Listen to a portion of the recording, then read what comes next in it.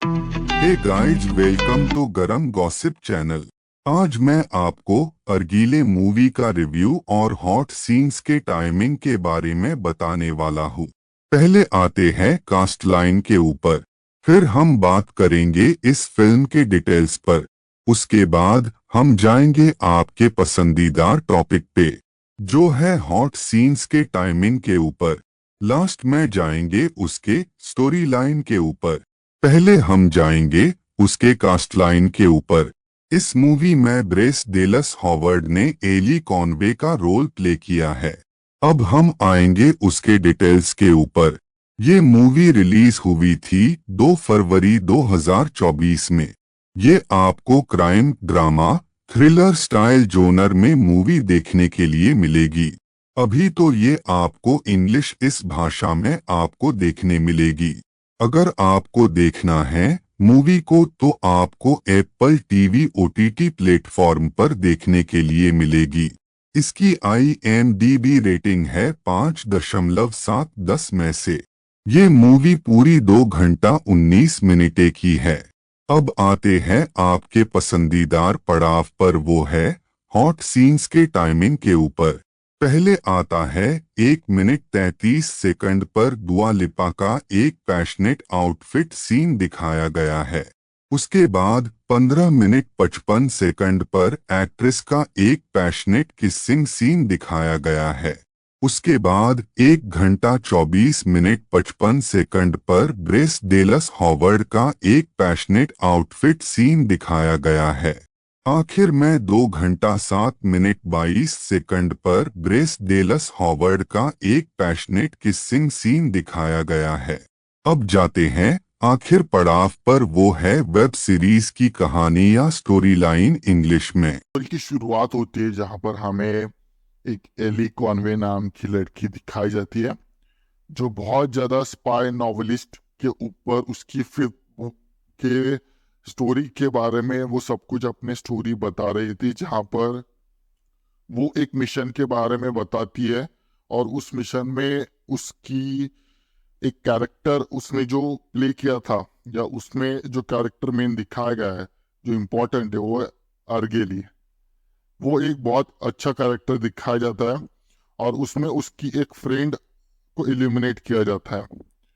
तो यहाँ पर वो ये सब कुछ बताकर अपने फैंस को बहुत ज़्यादा एक हैप्पी करती है, और उसे फीडबैक मिलता है जहाँ पर उसकी माँ उसे बताती है कि तुम प्लीज एक जगह पर जाओ, वहाँ पर अपनी जर्नी अटेंड करो, उस ट्रेन पे तुम्हें बहुत सारी चीज़ों के बारे में पता चलेगा।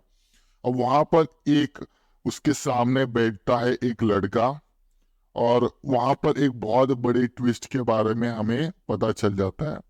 अब उस लड़के का नाम था आइडन। आइडन और एली दोनों भी एक दूसरे से अनजान थे, पर कुछ लोग जो वहां पर ट्रेन में बैठे थे वो कॉनवे एली को मारने के लिए या एलिमिनेट करने के लिए आए थे। और वहां पर हमें उसे लड़ते हुए दिखाया जाता है।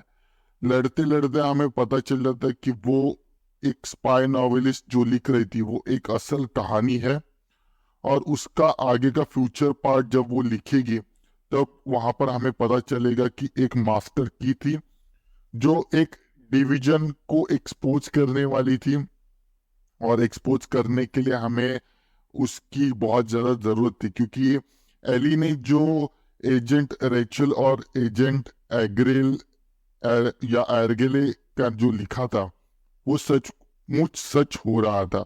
अब हमें दिखाया जाता है, आगे स्टोरी बढ़ती है जहां पर उन्हें कुछ क्लूज मिलते हैं, और उस क्लू के आधार पर वो एक जगह पर जाते हैं जहां पर उस एजेंट या जो हैकर था उसने वो सब इंफॉर्मेशन चुरा कर जहां रखी थी।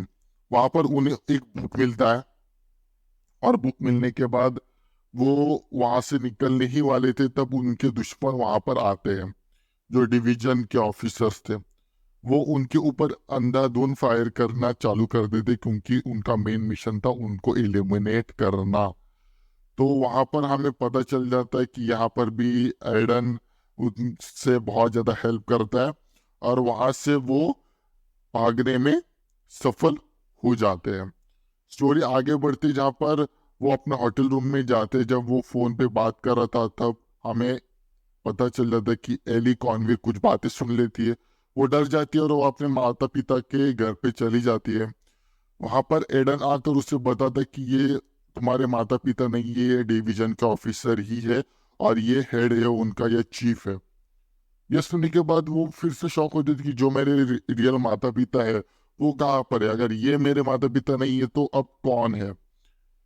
ये आंसर ढूंढने के लिए वो चली जाती है फ्रांस में, जहां पर हमें पता चल जाता है कि उनके एक सीआईए के हेड है जो होते हैं, वो वहां पर उसका इंतजार करते हैं। वो उसको बहुत सारे सच्चाइयों के बारे में बताते हैं, जहां पर उस बुक में एक ऐसे लड़की के बारे में लिखा था जो अपने सीक्रेट्स रखने के लिए बहुत ज्यादा माहिर है।